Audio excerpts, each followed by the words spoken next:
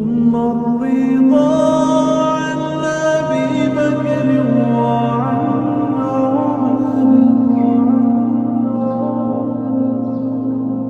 ثم الرضا عن